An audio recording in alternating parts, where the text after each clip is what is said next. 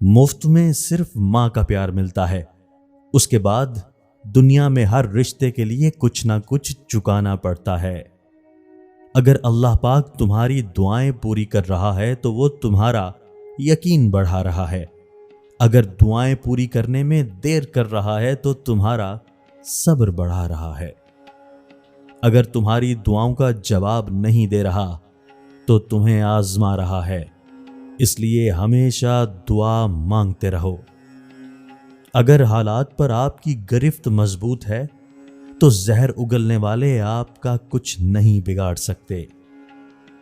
لاکھوں کو دوست بنانا کوئی بڑی بات نہیں، بات یہ ہے کہ ایسا دوست بناؤ جو تمہارا اس وقت ساتھ دے جب لاکھوں تمہارے خلاف ہوں۔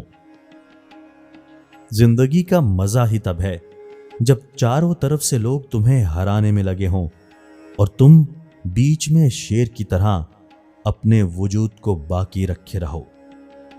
کہتے ہیں مرد وہ ہے جو اپنی بہن کے نصیب سے ڈر کر دوسروں کی بہن کے جذبات سے نہ کھیلے۔ وقت سب کو ملتا ہے زندگی بدلنے کے لیے، لیکن زندگی کسی کو نہیں ملتی وقت بدلنے کے لیے۔ جو ظلم کے ذریعے عزت چاہتا ہے اللہ اسے انصاف کے ذریعے ذلیل کرتا ہے۔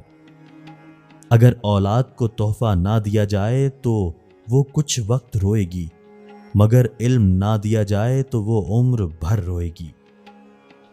حکیم لقمان نے اپنے بیٹے کو 4 نصیحتیں کی۔